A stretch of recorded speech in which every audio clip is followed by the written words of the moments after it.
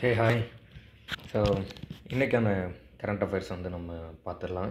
So இப்போ இன்றைக்கான current affairs பொறுத்தவரையில் ரொம்ப கம்மியான ஏரியா தான் இருந்தது. லைக் நம்ம தினமணி நியூஸ் பேப்பர்லேருந்து மட்டும் இன்றைக்கானது பார்க்க போகிறோம்.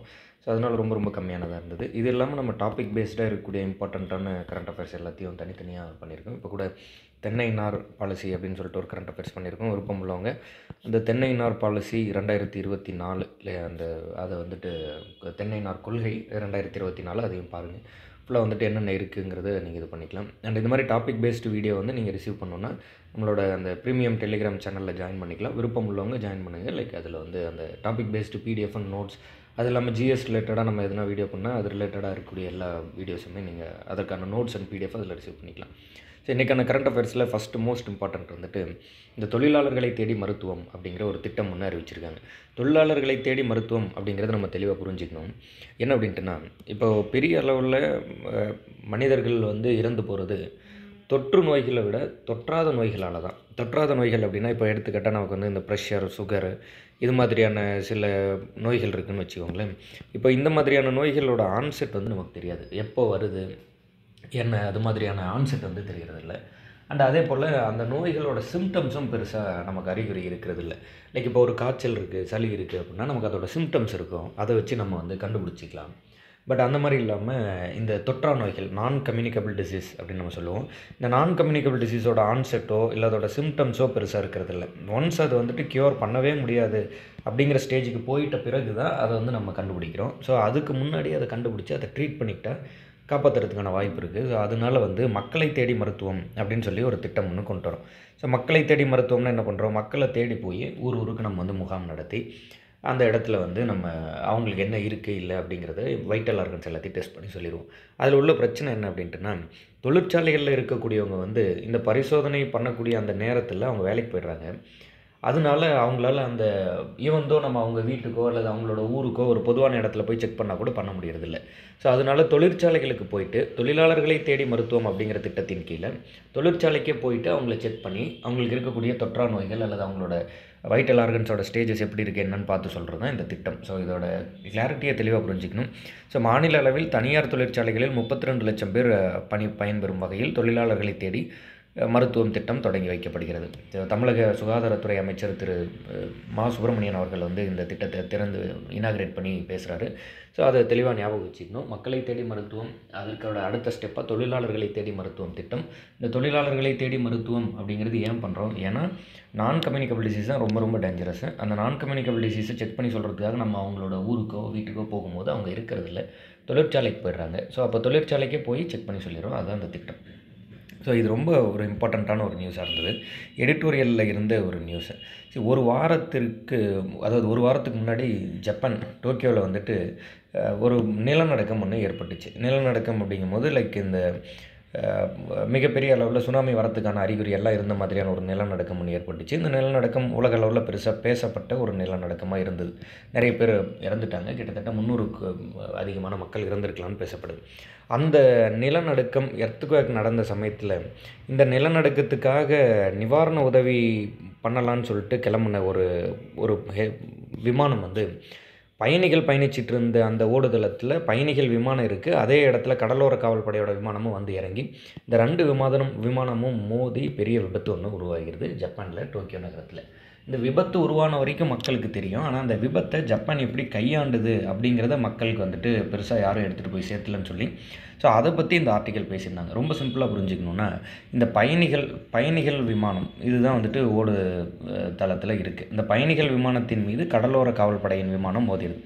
இந்த கடலோர காவல்படை விமானத்தில் மொத்தம் 6 பேர் இருக்காங்க. இதில் 5 பேர் மரணம், ஒருத்தர் மட்டும்தான் உயிர் தப்பிக்கிறார். ஆனால் இந்த பயணிகள் விமானத்திலிருந்து 379 பேரும் உயிர் தப்பிச்சிட்றாங்க. பயணிகள் விமானத்தில் இருந்த 379 பேரும் உயிர் தப்பினர். வெறும் 20 நிமிஷத்தில் 20 மினிட்ஸில் இந்த பயணிகள் விமானத்தில் இருந்த 379 பேரை ஜப்பான் எப்படி காப்பாற்றினாங்க அப்படிங்கிறது தான் நம்ம உலகிற்கு எடுத்து சொல்ல வேண்டிய ஒரு விஷயம். இந்த பேரிடர் நடக்காமல் இருந்திருக்கணும், நடந்தது ஒரு துரதிருஷ்டமான விஷயம். ஆனால் கூட இந்த 20 நிமிஷத்தில் 379 பேர் பயணிகள் விமானத்திலேருந்து ஜப்பான் எப்படி காப்பாற்றுச்சு அப்படிங்கிற விஷயத்தை பற்றி இதில் பேசியிருந்தாங்க. ரொம்ப நல்லா இருந்தது. ஒரு சிம்பிள் ஃபேக்டாக சொல்லணுன்னா, அவங்க வந்துட்டு பதட்டப்படாமல் ஒரு மாதிரி கண்ணா பின்னாடி எல்லோரும் வந்துட்டு ஓடாமல் ப்ராப்பராக வந்துட்டு ஒரு ஒரு ஆர்கனைஸ்டாக ஒருத்தர் பின்னாடி ஒருத்தர் ப்ராப்பராக வெளியே வந்ததுனால பயணிகள் விமானத்தில் இருந்த 379 பேரும் காப்பாற்றப்பட்டனர். பட் கடலோர காவல்படையில் இருந்த அந்த 6 பேரில், அதாவது ஏற்கனவே நிலநடுக்கம் ஏற்பட்டிருந்தது இல்லை, அந்த நிலநடுக்கத்துக்கான நிவாரணப் பொருட்கள் கொண்டு வந்த விமானம் அது. அதிலிருந்து 6 பேரில் 5 பேர் மரணித்துறாங்க. அண்ட் இதுக்கான பேக்ரவுண்ட் பற்றி பேசும்போது ஒரு விஷயம் சொல்லியிருந்தாங்க. ஜப்பானில் பேசு பொருளாக இருக்கக்கூடிய நிறைய நல்ல விஷயங்கள் இருக்குது. ஆனால் கூட அதை விட ரொம்ப முக்கியமாக என்ன இருக்குது அப்படின்ட்டுனா, அங்கே வந்து என்ன பண்ணுறது இல்லைன்னா, எந்த ஒரு வேலையும் மரியாதை குறைவாக அவங்க நினைக்கிறது இல்லை. அவங்கவுங்களோட வேலைகளை அவங்களே செய்கிறது வந்து பெருமையாக நினைக்கிறாங்க. இப்போ ஒரு எடுத்துக்காட்டாக ஒரு பெஸ்ட் எக்ஸாம்பிளாக ஒன்று சொல்லியிருப்பாங்க இதில். அதாவது இப்போ வந்து இந்த இடத்துல சொல்லியிருப்பாங்க. அதாவது புல்லட் ட்ரெயின், ஜப்பானோட புல்லட் ட்ரெயினில் அந்த துப்புரவு பணியாளராக வேலை செய்கிறத அவங்க வந்து பெருமையாக கருதுகிறாங்க. அந்த யூனிஃபார்மை வந்து போட்டுக்கிறதுல பெருமைப்படுவதாக நினைக்கிறாங்க. அதனாலேயே ஜப்பானில் மிக அதிகமான அளவு வெளிநாட்டில் அல்லது வெளி பகுதிகளிலிருந்து திறன் மேம்பாடு கூட இல்லை, உடல் உழைப்புக்கான வேலைக்காக ஆட்கள் உள்ளே வர்றது ரொம்ப ரொம்ப குறைவு. மற்ற நாடுகளை விட 12 மடங்கு குறைவாக இருக்குன்னு சொல்லியிருக்காங்க. 12 மடங்கு குறைவு அப்படின்னா என்ன? இப்போ எடுத்துக்காட்டால் நம்ம மாநிலங்களில், இப்போ இந்தியாவுக்குள்ளே தமிழ்நாட்டுக்குள்ளே உடல் உழைப்பு சார்ந்த வேலைக்காக வெளி மாநிலங்கள்லேருந்து, இந்தியாவோட மற்ற மாநிலங்கள்லேருந்து தமிழ்நாட்டுக்குள்ளே நிறைய பேர் வராங்க, உடல் உழைப்பு சார்ந்த வேலை. ஆனால் அந்த மாதிரி இல்லாமல் ஜப்பானுக்குள்ளே திறன் மேம்பாடு, ஸ்கில், ஒரு சாஃப்ட்வேர் இன்ஜினியர் அல்லது வாட்டவர், மருத்துவர், இது மாதிரி ஏதாவது ஒரு திறன் மேம்பாட்டுக்காக மட்டும்தான் ஜப்பான் வந்து அவங்க நாட்டுக்குள்ளே வெளிநாட்டவர்களை அனுமதிக்குது. ஆனால் அவங்களோட வேலையை அவங்க செஞ்சுக்கிறது, கூட்டுறது, துடைக்கிறது, இந்த மாதிரி துப்புரவு பணிகள்லேருந்து இதெல்லாம் வந்து ஜப்பானியர்கள் அவங்களே செஞ்சுக்கிறாங்க.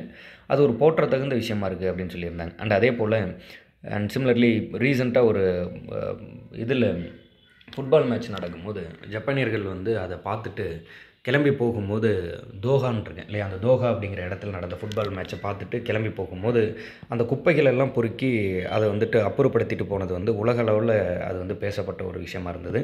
ஸோ அந்தளவுக்கு ஜப்பானியர்கள் வந்து தங்களோட வேலைகளை தாங்களே செஞ்சிக்கக்கூடிய ஒருத்தங்களாக இருக்காங்க. அதனால தான் இந்த பேரிடர்லேருந்து அவங்க சுலபமாக மீண்டு வரக்கூடிய ஒரு ஹேபிட் இருக்குதுன்னு சொல்லி பேசியிருந்தாங்க. ரொம்ப நல்லா இருந்தது. ஜப்பானில் ப்ராப்ளமே இல்லை அப்படின்னு சொல்லிட முடியாது. ஜப்பானுக்குள்ளே வேறு சில பிரச்சனைகள் நிறைய இருக்குது.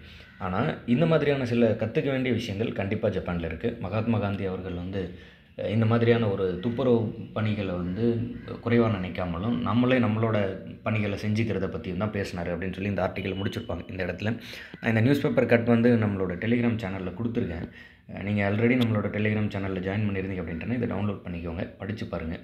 அண்டு ஜாயின் பண்ணல அப்படின்ட்டுனா டெலிகிராமில் போய்ட்டு நார்மலாக ஜிகே ஷங்கர் லேர்னிங் இன்ஸ்டியூட் அப்படின்னு டைப் பண்ணிங்கன்னா அதோட லிங்க் வரும். நீங்கள் ஜாயின் பண்ணிக்கலாம். கண்டிப்பாக படித்து பார்க்க வேண்டிய ஒரு விஷயம் இது. லைக் இதிலிருந்து நம்ம வந்துட்டு அந்த பேரிடர் மேலாண்மையை கற்றுக்கிறோமோ இல்லையோ, குறைந்தபட்சம் அந்த தூய்மை பணியோட முக்கியத்துவத்தையாச்சும் கற்றுக்கலாம். புலம்பெயர்ந்தோரும் உள்நாட்டு பாதுகாப்பும், இது ஒரு மாதிரி இம்பார்ட்டண்ட்டான ஆர்டிக்கல் தான், ரொம்ப ஜென்ரலாக இருக்கும். பட் இதில் ஒரு விஷயம் நல்லா தெளிவாக புரிஞ்சுக்கணும். புலம்பெயர்ந்தோரும் உள்நாட்டு பாதுகாப்பும் அப்படிங்கும்போது புலம்பெயர்ந்தோர் சார்ந்த பிரச்சனை என்ன? நம்ம வந்துட்டு எங்கே வேணால் போய் வேலை செய்யலாம், அதில் வந்துட்டு ஒன்றும் மாற்றுக்கிறதே கிடையாது.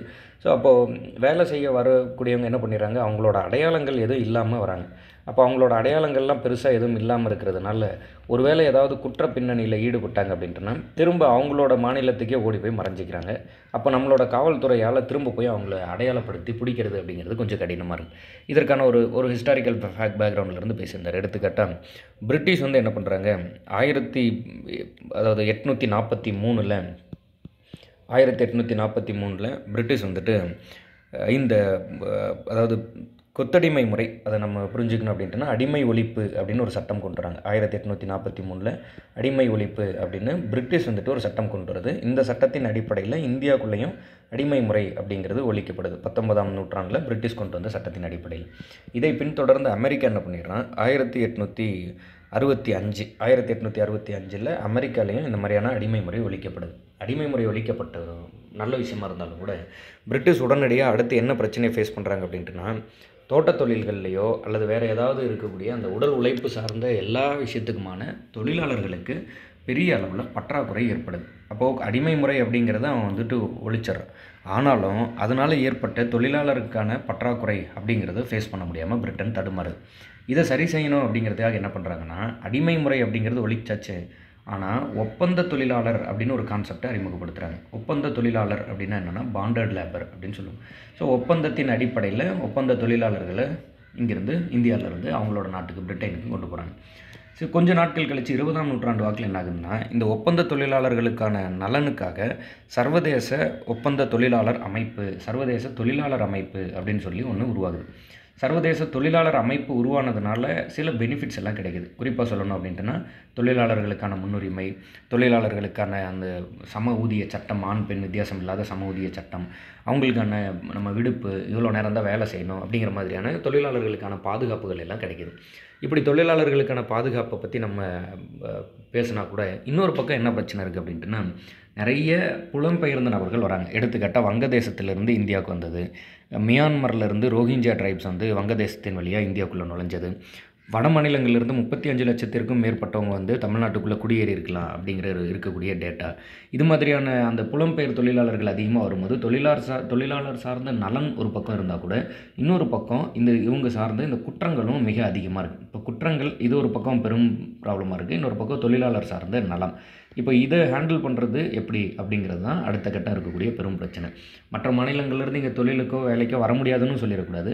அதே சமயத்தில் அதனால் ஏற்படக்கூடிய குற்றத்தை தடுக்காமலும் விட்டுற முடியாது. அப்போ இதற்காக நம்ம என்ன பண்ணலாம் அப்படின்னா, லைக் வந்து கேரளா வந்து இப்போ கன்சிடர் பண்ணுறாங்க. நான் கேரளா இன்னும் கொண்டு வரல. அப்போ கேரளா என்ன சொல்லியிருக்காங்க அப்படின்ட்டுனா, வேறு மாநிலத்திலேருந்து கேரளாவுக்குள்ளே வேலைக்கு வரணும் அப்படின்ட்டுனா, அந்த மாநிலத்தோட போலீஸ் ஸ்டேஷனில் அவங்க வந்து ஒரு சர்டிஃபிகேட் வாங்கிட்டு வரணும். குற்ற பின்னணி எதுவும் இல்லை, தீவிரவாத அமைப்புகளோட தொடர்பு இல்லை அப்படிங்கிற மாதிரி ஒரு சர்டிஃபிகேட் வாங்கிட்டு வரணும் அப்படின்னு சொல்லியிருந்தாங்க. அண்ட் அது இல்லாமல் தமிழ்நாடு இது போன்ற ஒரு திட்டத்தை ஒரு சட்டத்தை விரைவில் அமல்படுத்தணும் அப்படிங்கிறத பற்றி பேசியிருந்தாங்க. அது இல்லாமல் இது மாதிரியான குற்றங்கள் என்ன நடந்தது அப்படிங்கிற சில மேற்கோள்கள் காட்டியிருந்தாங்க. அது ரொம்பவே கொடுமையாக இருந்தது. எடுத்துக்காட்டால் சொத்து மற்றுமின்றி பாலியல் ரீதியான துன்புறுத்தலும் புலம்பெயர் தொழிலாளர்களால் ஏற்படாமல் இல்லை. அதுக்கு நிறைய எடுத்துக்காட்டு சொல்லியிருந்தாங்க. குறிப்பாக கோவாவில் 90% குற்றங்கள் வந்து வேறு மாநிலத்திலேருந்து கோவாக்குள்ளே வரவங்களால் ஏற்படுது. அண்ட் அது இல்லாமல் மிகப்பெரிய அளவில் வட மாநில தொழிலாளர்களாலேயோ அல்லது புலம்பெயர்ந்த தொழிலாளர்களாலேயோ கேரளா வந்து பாதிக்கப்படுது அப்படின்னு சொல்லியிருந்தாங்க. தமிழ்நாட்டை பொறுத்த வரைக்கும் 5க்கும் குறைவான எண்ணிக்கையில் மற்ற மாநிலத்து பணியாளர்களை பணியமர்த்தினா அதை வந்து அரசுக்கு தெரிவிக்க வேண்டிய தேவையில்லை. 5க்கும் குறைவான எண்ணிக்கையில் பணியாளர்களை வந்து ஒரு நிறுவனம் பணியமர்த்திக்கும் போது அதை வந்து அரசுக்கு தெரியப்படுத்தணும் அப்படிங்கிற தேவை இல்லை. ஸோ 4 பேர் 3 பேர்லாம் இருந்தால் தெரியப்படுத்த தேவையில்லை. 5க்கும் அதிகமான வட மாநிலத்தவர்களோ புலம்பெயர்ந்தவர்களையோ பணியமர்த்தும் போது அது கவர்மெண்ட்டுக்கு தெரிவிக்கணுங்கிற கட்டாயம் இருக்குது.